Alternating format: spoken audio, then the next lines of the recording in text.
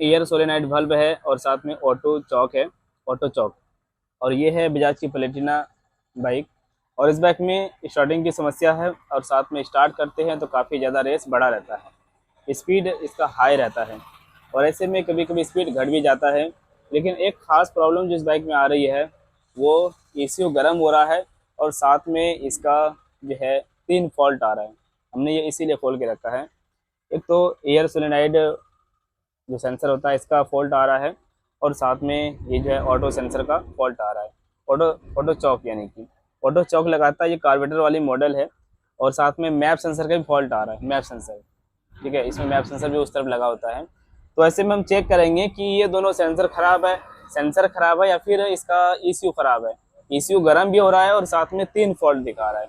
तो जाहिर सी बात है जब तक हम सेंसर चेक नहीं करेंगे तो हम ECU को कंप्लेंट में नहीं ला सकते हैं। ठीक है, स्टार्टिंग में दिक्कत हो रहा है और RPM काफ़ी ज़्यादा हाई रहता है। तो सबसे पहले हम क्या करेंगे, इसका ये सेंसर चेक करेंगे। ये एयर सोलेनाइड जो वाल्व होता है इसको चेक करेंगे।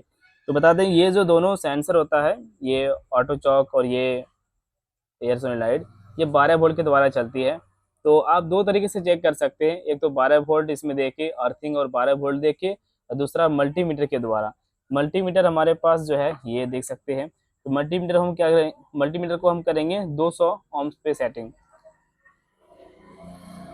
ये 200 ohms है, हम इस मोड पे रखेंगे बटन को और फिर हम इसको सेटिंग करेंगे। ये आप OBD मशीन देख सकते हैं, OBD मशीन में 3 फॉल्ट आया।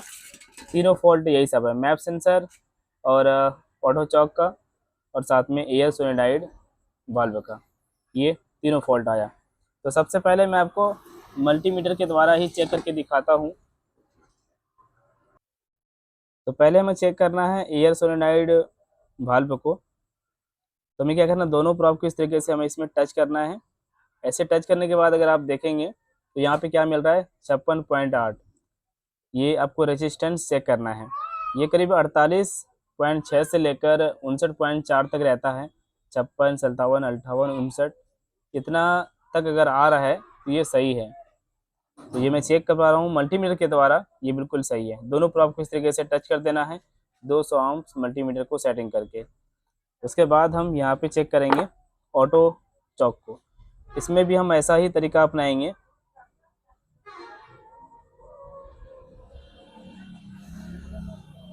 इसका भी हम रेसिस्टेंस चेक करेंगे। दोनों प्रॉब को हम इस तरीके से मल्टीमीटर में टच करेंगे और ये देखिए, ये जो है 11 से लेकर 13 ohms के बीच में आना चाहिए, 11 से ऊपर। ठीक है, 13 के आसपास।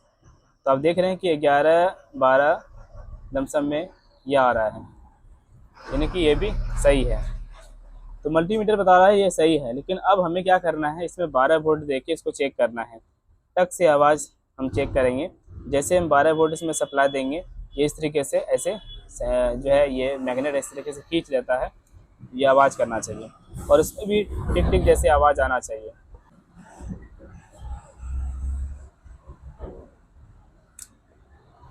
ये देखिए,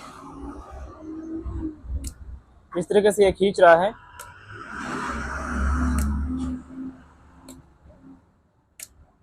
यानी कि वोल्टेज देने के बाद ये काम कर रहा है, यानी कि ये सेंसर सही है, 100% ये सेंसर सही है। अब मैं दूसरा चेक करता हूँ। ईयर सो दिख रहा है, ये आगे पीछे इस तरीके से चरचराता है जब हम 12 वोल्ट इसमें देंगे तो।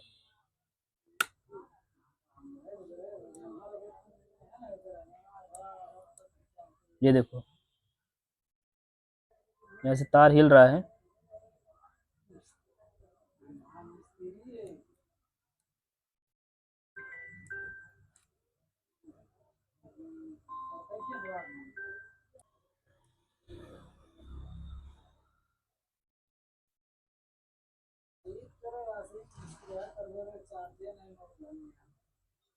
ये देखो, इस तरीके से चाबी ऑन ये 12 वोल्ट देता है, इसलिए खींचता है और बंद करते छोड़ देता है।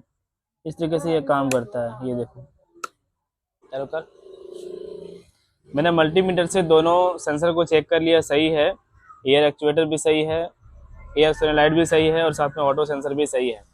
और हमने यहाँ पे वोल्टेज भी चेक किया, यहाँ पर 12 वोल्ट की सप्लाई होना चाहिए कपलर में, दोनों तार में 12 वोल्ट की सप्लाई होता है।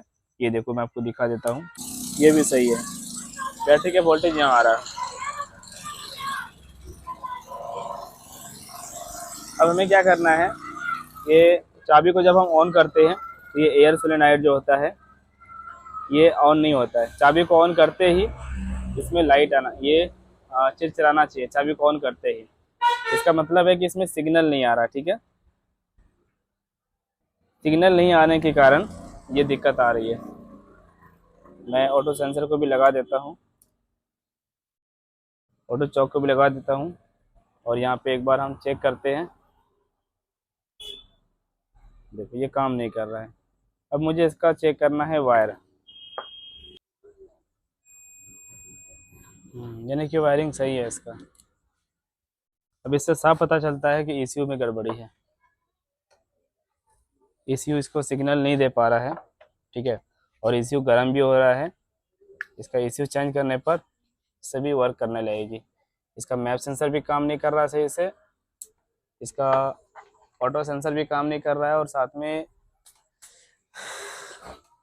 आइडियल सोलेनॉइड जो होता है सेंसर ये भी काम नहीं कर रहा है सही से। तो ये कंफर्म है कि इसका ECU कॉइल में गड़बड़ी है। चलो मैं पुराने वाले को लगा देता हूँ। तो दोस्तों इस तरीके से आप सेंसर को चेक कर सकते हैं और ECU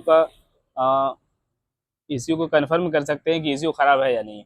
मैंने दोनों सेंसर चेक कर लिया और साथ में पता लगा लिया कि इसकी ECU में गड़बड़ी है। क्योंकि गाड़ी को स्टार्ट करते हैं तो ECU गर्म होता है, तो ECU शॉर्ट हो रहा है, इसी वजह से दिक्कत आ रही है। इस वीडियो में बस इतना ही। अगर आप BS बाइक के बारे में कुछ और ही जानकारी हासिल करना चाहते हो, पूरा कंप्लीट कोर्स लेना चाहते हो, तो इसके लिए आप मेरे फेसबुक पेज का जो सब्सक्रिप्शन होता है उसको ले लीजिए। वहाँ पर आपको पूरा कोर्स मिलेगा। मैं उसमें मेन वीडियो अपलोड करता जा रहा हूँ।